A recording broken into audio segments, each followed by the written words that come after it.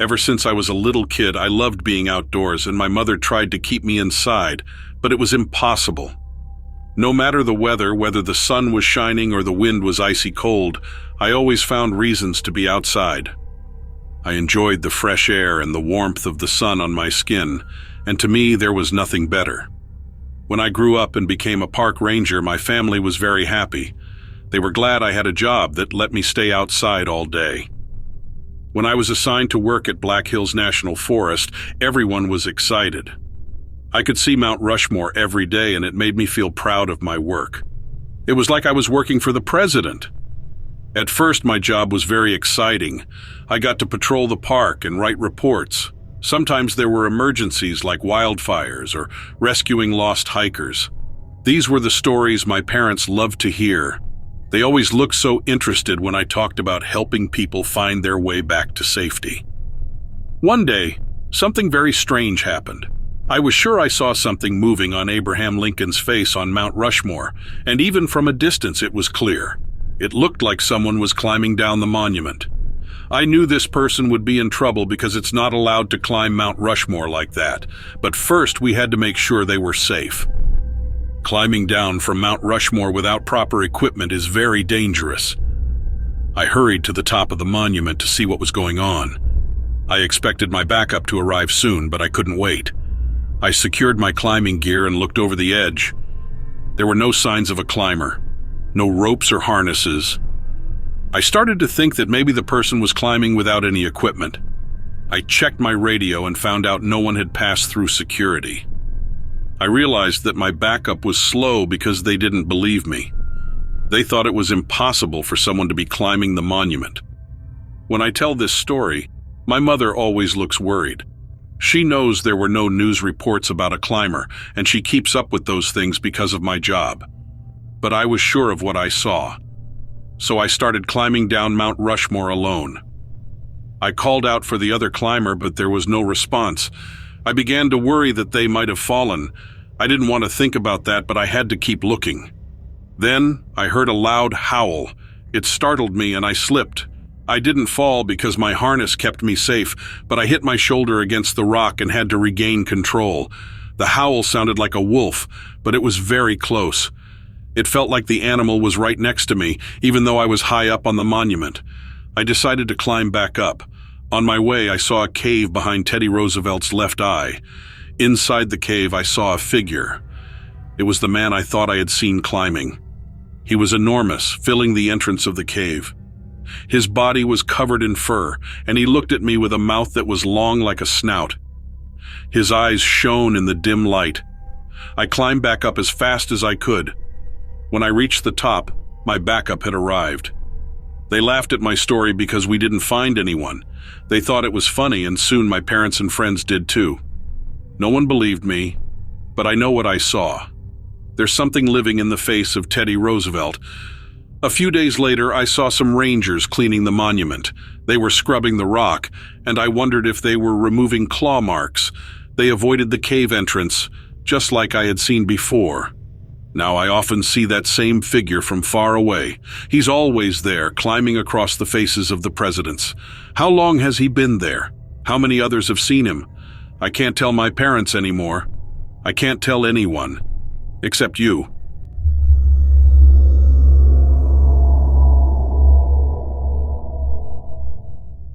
I am a retired Army veteran, and when I first retired, I decided to move to a small town in La Frontera. This beautiful region is located along the Texas-Mexico border. I had wanted to live there for a long time and had researched it extensively, visiting several times before making my decision. La Frontera is famous for its rugged landscapes and rich cultural heritage, and I fell in love with it the very first time I visited. Whenever life got tough for me in the Army, I would think to myself, just keep pushing until La Frontera. This thought kept me going, and I am so grateful that I survived and can now live out the rest of my days here, just as I had always dreamed. La Frontera is a wonderful place. The people are kind and welcoming, the markets are lively and full of everything you could possibly need. Everywhere you look, the natural scenery is incredibly picturesque. I have always loved being outdoors, enjoying activities like hiking, fishing, and hunting. La Frontera is the perfect place for me to indulge in these hobbies. Whenever I want, I can explore the countryside, fish in the Rio Grande, and hunt in the nearby mountains. It truly feels like paradise to me. However, several years ago, something extraordinary happened that changed my perspective on life. I had a near-death experience that made me go from being a non-believer and total skeptic to someone who is very interested in the paranormal. This experience opened my eyes to a whole new world, and now I am very fascinated by all things mysterious and otherworldly. I had just finished fishing and was carrying my heavy cooler back to my truck. Suddenly, I heard a terrible hissing and screeching noise. I had heard many frightening sounds in the army, but this one was the worst I'd ever heard. I quickly turned around to look at the tree line where the awful sound came from, but I couldn't see anything. My hand moved to my holster, ready to grab my gun if needed, so I carefully looked all around, but still saw nothing. After a while, I slowly continued toward my truck, feeling very nervous. Some time passed, and I started to think that maybe I was safe. My arm was also getting very tired from holding the cooler, so I used both hands to carry it as I walked to my truck. I finally reached my truck and threw the cooler into the back. Just as I was about to open the driver's side door, I saw something that made me stop in my tracks. It looked like a large dog, but its eyes were glowing and it had spikes along its back. It also had big claws and sharp fangs. The creature was crouched down as if it was ready to jump at me. Slowly, I wrapped my hand around the handle of my gun and took cover behind the truck bed, hoping the strange creature wouldn't come any closer. I had heard many tales about the Chupacabra before, but I always thought it was a silly story. Many of the locals had shared their experiences with me. Some said the Chupacabra had killed their animals, others claimed it had attacked their pets, and a few even believed it had kidnapped their children. It seemed like almost everyone had encountered the Chupacabra at some point. I always thought these stories were made up, but now, seeing the creature up close, I realized it had to be real. Suddenly, the creature ran towards me. I fired a shot, hoping the loud noise would scare it away, but it didn't stop. It jumped on me and grabbed my arm with its sharp teeth. I fell to the ground and dropped my gun. The beast was on top of me, growling and hissing as it tore into my arm. The pain was terrible, and I could still hear its awful noises. Desperate, I reached for my hunting knife and managed to stab the creature in the neck. It let out another terrible screech and ran off into the woods, taking my knife with it. I was left lying on the ground, my arm hurting and my heart racing, realizing that the Chupacabra was not just a legend, but something real and dangerous. I quickly grabbed my gun and used my shirt to wrap around my injured arm. The creature had done some serious damage, and my arm looked really bad. If it had bitten my shoulder, neck, or face, I might not have made it. I rushed to the nearest hospital, driving as fast as I could. As soon as I reached the hospital doors, everything went dark, and I passed out. When I woke up, I was lying in a hospital bed with bandages covering my arm. The doctor told me that I was lucky to be alive after such a scary attack. He thought it was a bear that had bitten me, but when I told him it was a dog, he immediately changed his mind. He, being a smart doctor, said it must have been a Chupacabra. It was unbelievable. The doctor then shared his own story about how he had seen a Chupacabra kill one of his parents' goats when he was a child. The way he described the creature sounded exactly like what had attacked me. It was like something out of a movie. After leaving the hospital, I spent several months doing exercises to help my arm get better. It was a long process, but eventually I was able to move it like before. But something inside me had changed. I used to only believe in things that science could explain, but now I knew that there were many mysteries in the world that science couldn't figure out. Thinking back on all the times I almost died in the army, I realized that I must have been saved for a reason. I should have died at least 4 times, but I didn't. It felt like there was a higher power looking out for me, keeping me safe. I started reading and learning about creatures like the Chupacabra and other mysterious beings that people claim to have seen in the area. It was fascinating to me, and when I shared my own experience with the Chupacabra, it brought me closer to others who had seen strange things too. Whenever someone doubted the existence of the Chupacabra, I would just show them the scars on my arm, and they would usually stop arguing. It was pretty cool. The doctors at the hospital were amazed by my survival, and they had never seen anything like it before. They thought maybe it was a rabid dog that had attacked me, but they couldn't explain the spikes on its back or its glowing eyes. It was a mystery that even science couldn't solve. After spending a few weeks recovering in the hospital, I finally went back home to La Frontera, but I wasn't the same person anymore. Before, I didn't believe in things that couldn't be explained by science, but now I knew that there were mysteries in the world that science couldn't solve. The place where the Chupacabra attacked me is somewhere I visit often now. I go there every week, always ready for anything, but I haven't seen the Chupacabra again or any sign of it. I can't say I want to see it again, but I feel like I have a special connection with it. I'm grateful to the Chupacabra for making me believe in something bigger than myself. It's like it opened my eyes to a whole new world of faith and spirituality. They say God works in mysterious ways, and I believe it now more than ever.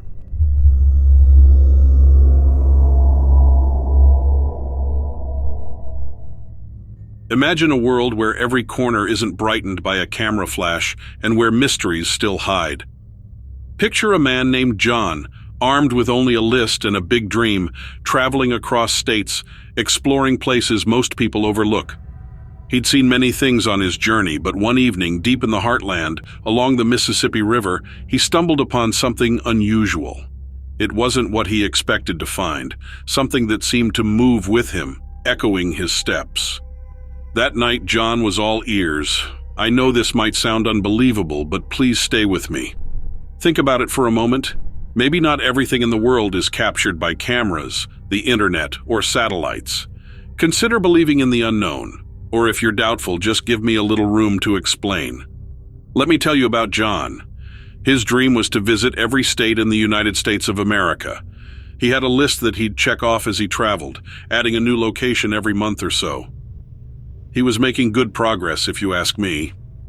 He was determined to complete his bucket list, pursuing his dreams until the end. But there was more to John's journey than just dreams. Not every part of the United States was beautiful. John encountered the less appealing sides of the country, the parts people keep hidden, the secrets lurking beneath the surface. One hot summer weekend, John was driving alongside the Mississippi River. Little did he know, it was going to be a strange journey. He couldn't have predicted what he would discover on the riverbanks that day.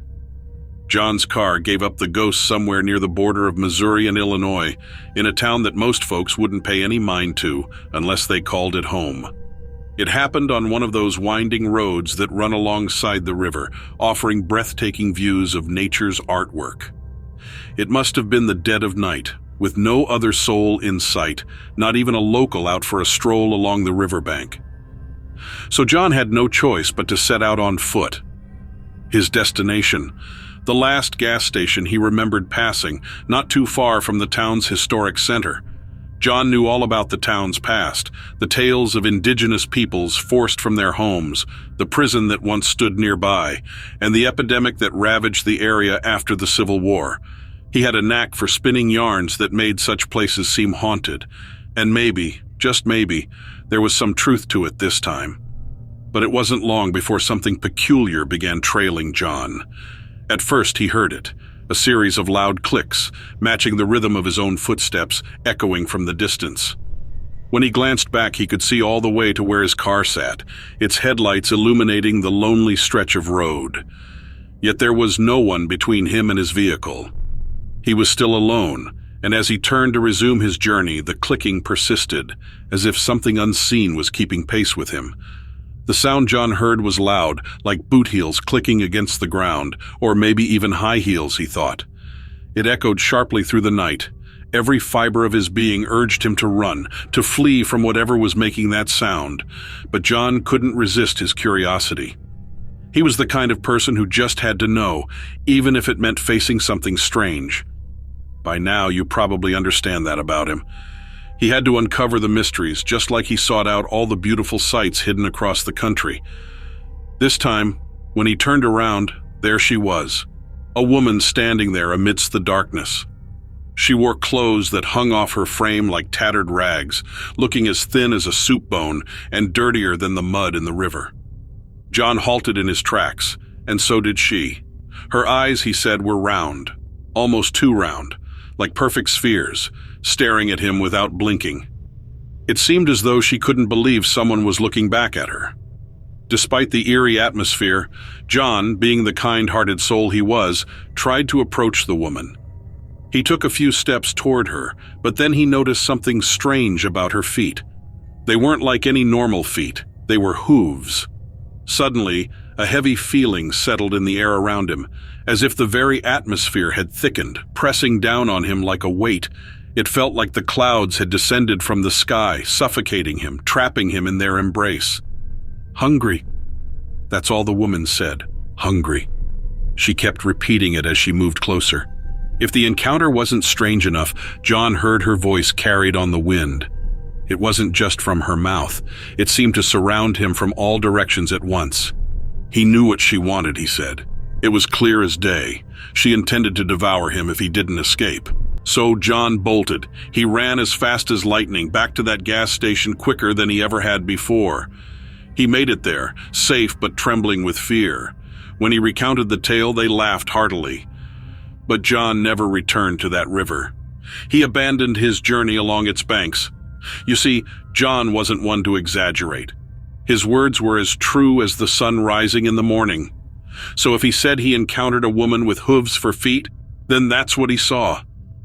If she was emaciated and advancing on him like a creature from a scary movie, that's exactly how it happened. I don't ponder whether the hooved woman existed. Instead, I wonder why she was there. Why was she so frail, dressed in tattered clothes? As John tells it, she could have been many things. A spirit from the old prison, wasted away from hunger, or perhaps a being from an even earlier time, before the native tribes roamed the land. John concludes the story with a solemn warning. No matter how much you desire to uncover every mystery, some parts of this world are better left unseen. Some secrets are best left buried, and he implores you to take heed of his words.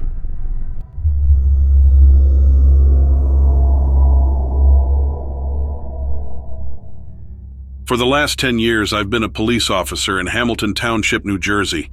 My job is usually pretty good, dealing with stuff like burglaries, thefts, and car break-ins, but lately some strange stuff has been happening, and I need to tell you all about it. It all started with a call we got about a fight happening in Hamilton Veterans Park. My partner and I were close by, so we hurried over to see what was going on. When we got there, the situation was still unfolding right before our eyes. Hamilton Veterans Park is usually a peaceful place. It's a nice park, well kept, and lots of families like to spend time there together. But on this day, things were different. The call said there was a fight involving young boys, but it turned out there was just one kid, maybe around 12 years old, bothering a grown man. Despite being smaller, the kid was all up in the man's face. The man, who was much bigger and older, didn't seem interested in fighting. Instead, he was talking on his phone, trying to reach the kid's parents. At first, I thought maybe the kid was on drugs because his behavior was so strange, but it got even weirder when he saw us, dressed in our police uniforms, and then attacked the man. It was like he couldn't control himself, throwing himself at the man with his hands flailing. The man defended himself, but he didn't hurt the kid. Some people nearby started yelling about child abuse, but my partner and I could see that wasn't what was happening. It was just a strange situation with a kid who seemed completely out of control. We broke up the fight, checked on the boy, and found out he wasn't seriously hurt. We decided not to charge the man since we saw the kid attacking him. After that, we thought it was over. But then it happened again. Another fight between a kid and an adult in the same park. This time, we arrived before things got too bad and were able to calm the situation down. We filed another report but didn't think much of it for a while. A few weeks went by without any more incidents, and we thought everything was back to normal. But then, it happened again. Another fight in the park, with a kid attacking an adult. This time, when we got there, I looked into the kid's eyes. They just didn't look right. It was like he wasn't really there. It made me wonder if drugs were a problem in the park. The police station started sending more officers to patrol the park, hoping to stop illegal activities. We caught a few people doing things they shouldn't, but nothing explained why those kids were acting so strange. After we started patrolling more, things were quiet for a while, but then we got another call about a problem in the park. This time there was a kid muttering something under his breath, and it didn't sound like any language we knew. That's when things started to get really strange. People stopped letting their kids go to the park because they were worried about drugs and fights. But even with more police around, strange things kept happening. One night, we got a call about strange lights in the park. My partner and I went to check it out, and what we saw was like nothing I've ever seen before. The lights were bright and flashing in colors I couldn't even describe. As we got closer, the lights seemed to get brighter, and there was a humming sound that seemed to vibrate through my whole body. We went into the trees, and it felt like we were walking through a maze. When we reached a clearing, we saw something that I still can't explain. There were kids floating in the air, surrounded by those strange lights. It was like something out of a movie. We tried to approach them to help, but then we saw other figures in the light.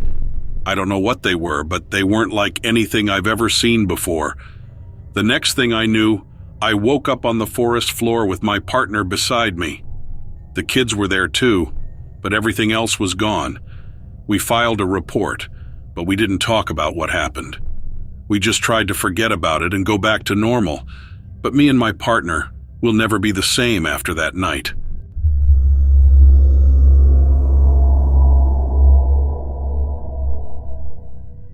I used to think ghosts and spooky things were just make-believe, but something happened the other day that made me wonder if there's more to it. Here's what happened. I live in Chester County, Pennsylvania, not too far from Philly, about a 45-minute drive.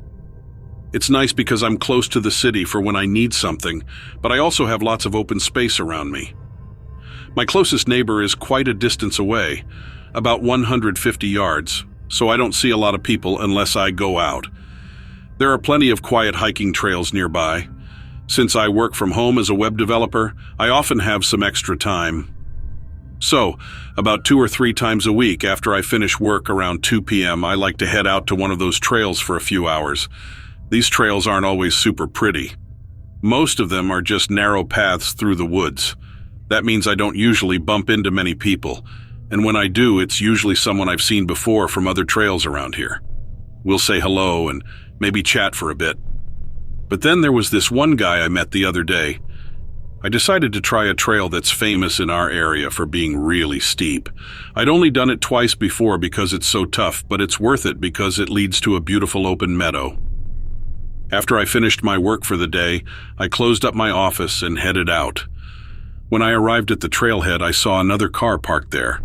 It surprised me a bit because I wasn't used to seeing other people on this trail, but I didn't think much of it and started my hike. I walked along the trail for about an hour before deciding to take a break. I found a shady spot under a tree and leaned against it, taking a few sips of water from my canteen. As I rested, I heard the sound of someone or something approaching. I felt a little nervous, thinking it might be a deer. They're common around here, and the bucks can be aggressive. But when the figure came into view around the curve of the trail, it turned out to be a man. He looked completely out of place on a hiking trail. He was wearing a blue pinstripe button-down shirt and brown slacks with dirty loafers. I couldn't imagine how uncomfortable he must have been, especially in those shoes. His shirt should have been soaked with sweat, but it wasn't.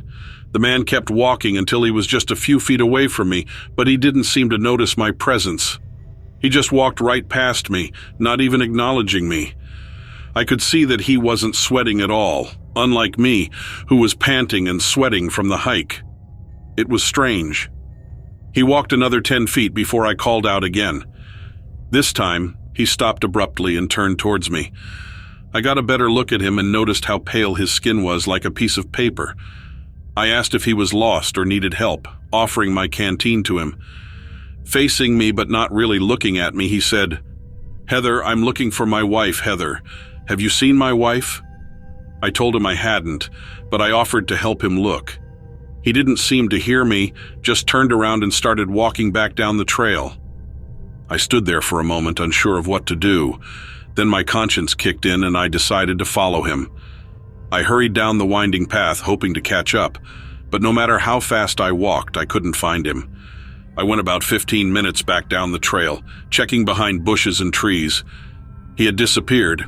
There were a few places where the trail split, so maybe he had taken another path. I couldn't be sure. After about half an hour, I decided to hike back up to the meadow. The area wasn't completely wild, and the road wasn't far away. If his car was still there, I'd consider calling the police. So I trekked back up the trail until I finally reached the meadow about an hour later. And there I saw someone else. A young woman was sitting on the edge of the meadow, gazing out at the view. At least she was dressed more appropriately for hiking. For some reason, I felt compelled to go over and say hello. She noticed me right away and seemed a bit wary as I approached. When I was a few feet away, I greeted her and she responded politely. We started chatting and I could see her tension easing as we talked, but suddenly she burst into tears when I mentioned how beautiful the meadow was. I didn't know what I'd said to upset her, so I kept apologizing and asking what was wrong. She apologized, saying it wasn't my fault. Then she explained that it was the anniversary of her husband's death. This place held special memories for them. He had proposed to her here and they used to visit often. I felt a pang of empathy because I'd lost my own wife 6 years ago. I sat down beside her in silence, letting her grieve. Eventually she calmed down and began telling me about her husband. She didn't go into detail about his death, but it seemed sudden, like an accident. She mentioned she had brought a small gift to leave here in his memory. She pulled out a box from her bag, engraved with Sean and Heather, a love for the ages. Inside was a photo surrounded by personal items, like a watch and keychain. I looked at the photo and felt a shiver run through me. It was a picture of her, Heather, and the man I had seen on the trail wearing the same outfit. I stared at the box, speechless. After a while, I excused myself, saying I had to go home. I hurried back down the trail, not daring to look up even once. When I got home, I started researching online. I was surprised to find many people had similar encounters.